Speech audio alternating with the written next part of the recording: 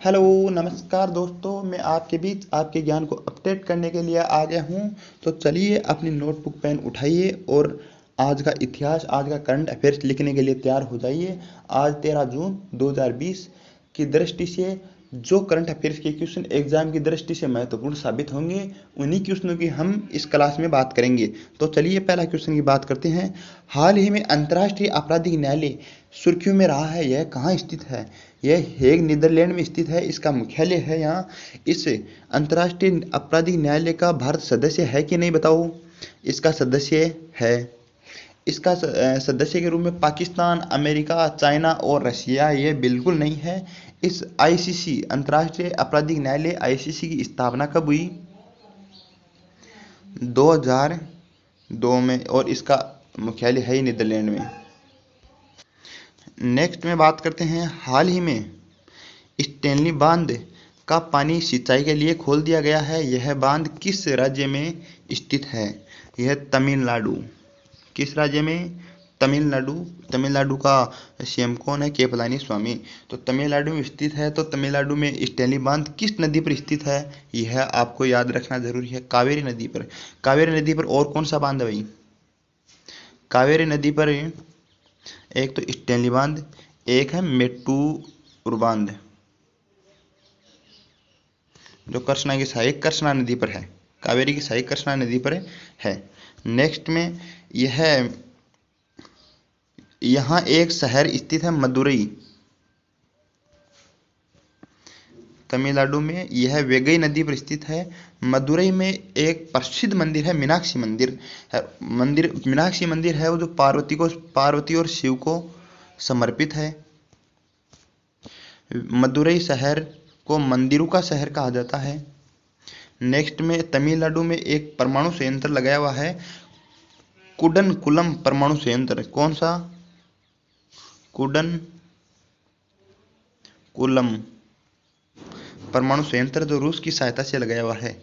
Next में बात करते हैं। अगला क्वेश्चन।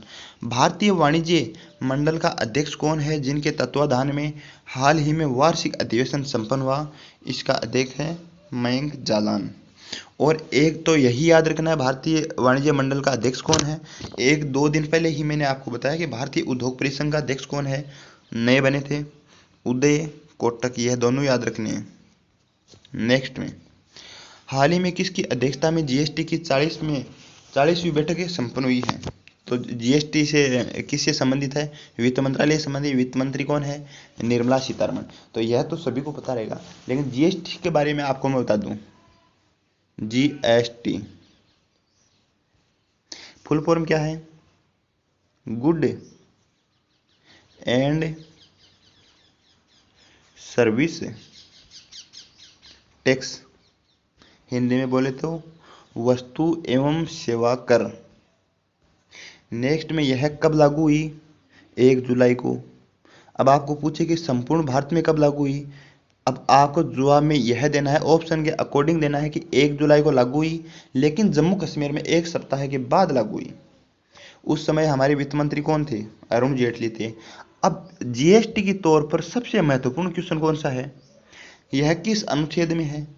279 ए, 279 ए अनुच्छेद में। यह एक जीएसटी में सबसे महत्वपूर्ण क्वेश्चन है। जीएसटी में दर कौन कौन सी है? 0% है, 5% है, 12% है, 18% है, 28% है। और संविधान संशोधन कौन सा हुआ जीएसटी का? 101वां संविधान संशोधन।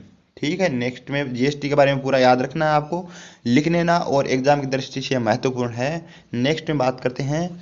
हाल ही में किसे विश्व खाद्य पुरस्कार 2020 से नवाजा गया? इस पर तो आप फूल पत्ती सब लगा लेना, यह एग्जाम में बहुत इंपॉर्टेंट क्वेश्चन है। इसका आंसर क्या होगा? रतन लाल। किससे संबंधित है? मृदा संरक्षण।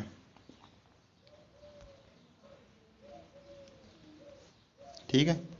नेक्स्ट में बात करते हैं। हाल ही में केंद्रीय मंत्री ने खेलों को शिक्षा पाठ्यक्रम का भाग बनाने की बात कही है। शिक्षा नीति 2020 किसकी अध्यक्षता में तैयार की गई?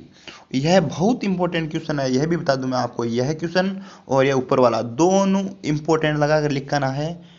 इसका आंसर होगा के कस्तूरी रंगन। खेल मंत्री कौन है कि क्वेश्चन में आया है? किरण रिजिजू।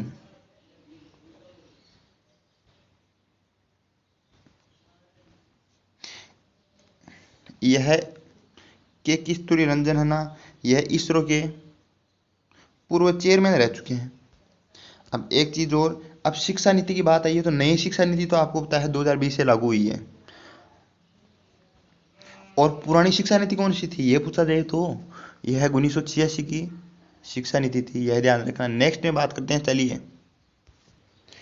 हाल ही में, ऊपर वाले क्वेश्चन, हाल ही में लोनार झील सुर्खियों में रही है, यह कहाँ स्थित है? अब लोनार झील क्यों सुर्खियों में रही? क्योंकि लोनार झील का पानी अचानक से लाल हो गया। लाल क्यों हो गया? यदि वैज्ञानिक दृष्टि से देखें तो हेलोबैक्टीरिया जीवाणु के कारण लाल हो गया। यह जीवाणु आया कहाँ से? आपको पता है महाराष्ट्र और गुजरात में अभी हाल ही में एक निसर्ग नाम का तूफान आया था, उसी तूफान के कारण यहाँ बैक्टीरिया आया बताया है। और यह कहाँ स्थित है? महाराष्ट्र में स्थित है। नेक्स्ट में, हाल ही में किस देश ने अपने यहाँ चलाए जा रहे एहसास कार्यक्रम, कौन सा एहसास कार्यक्रम के तहत भारत के गरीबों का मदद हेतु पेशकश की है? कौन? इंडिया का बेटा कौन है? पाकिस्तान। पाकिस्तान ने यह पेशकश की मदद की है। पाकिस्तान के पीएम इमरान खान ने कहा है कि भारत में जो गरीब व्यक्ति हैं उनकी हम सहायता करेंगे। और पाकिस्तान की बात आई है तो पाकिस्तान के पास एक देश है कजाकिस्तान। कजाकिस्तान की तरफ से एक इंपॉर्टेंट क्वेश्चन बनता है कि कजाकिस्तान की नई राजधानी कौन सी है? तो इसका आंसर होगा नूर सुल्तान। नेक्स्ट में बात करते हैं, हाल ही में किस राज्य सरकार के विभिन्न शहरों और सभी जिलों के नाम क्षेत्रीय भाषा के अनुसार परिवर्तन करने की बात कही है? तो इसका आंसर होगा तमिलनाडु। अब तमिलनाडु में एक योजना शुरू की थी अम्मा कैंटीन, किसने? जयललिता के द्वारा। भारत की पहली शास्त्रीय भाषा कौन सी थी? ये याद रखना, तमिलनाडु के बारे में आए तो तमिल थी। और भारत का पहला ऐसा शहर कौन सा जिसने अपने स्वयं का लोगो बनाया था? उसका नाम है बेंगलुरु। ठीक है, नेक्स्ट में बात करते हैं, हाल ही में चकहाओ सुगंधित चावल को भौगोलिक संकेत प्राप्त हुआ है। यह चावल होता है, यह काले रंग का होता है, इस बात का ध्यान रखना है। जो कहाँ का प्रसिद्ध है? मणिपुर का। अब मणिपुर की बात आई है तो मणिपुर के बारे में आपको 3 क्वेश्चन ध्यान रखना। पहला क्वेश्चन, केबुला लामजोआ क्या है? यह राष्ट्रीय उद्यान है जो विश्व का एकमात्र तैरता हुआ राष्ट्रीय उद्यान है जो मणिपुर में स्थित है और लोकटक झील में स्थित है। और यहाँ पर एक कस्तूरी मृग मतलब संगाई हिरण जो नाचता हुआ हिरण माना जाता है दूसरा। और तीसरा, एमसी मैरी कॉम कहाँ की है? ये मणिपुर की है। ये तीनों याद रखना है आपको। अब तमिलनाडु के बारे में जीआई टैग की बात आई तो जीआई टैग की हिंदी में अर्थ भौगोलिक संकेत होता है। यह 1999 के अधिनियम से लाया गया। जीआई टैग, किसी एक चीज को जीआई टैग दिया जाता है तो वह 10 वर्षों तक दिया जाता है।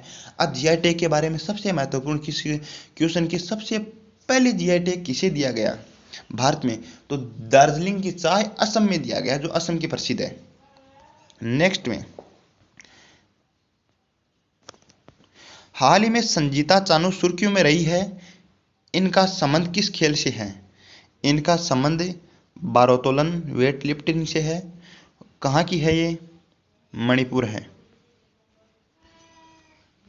ये डोपिंग टेस्ट इनका खारिज कर दिया गया है। पहले इन पर वाद विवाद चल रहा था कि ये डोपिंग टेस्ट में शामिल है, अभी खारिज हुआ है।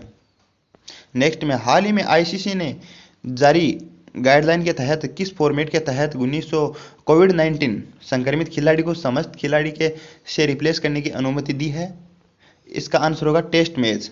अब मैं आपको बता दूं, क्रिकेट के बारे में बात आई है तो क्रिकेट में 4 नई गाइडलाइन जारी हुई है। एक तो लार का प्रयोग नहीं कर सकते गेंद को चमकाने के लिए। पहले हम गेंद को चमकाने के लिए बराबर में लार का प्रयोग करते थे। अभी पहले एक रिव्यू लिया जा सकता, अब 2 रिव्यू लिया जा सकता है। पहले एक अंपायर होता था, वो कोई भी हो सकता था, किसी भी टीम का हो सकता है, लेकिन अब घरेलू एम्पायर होगा।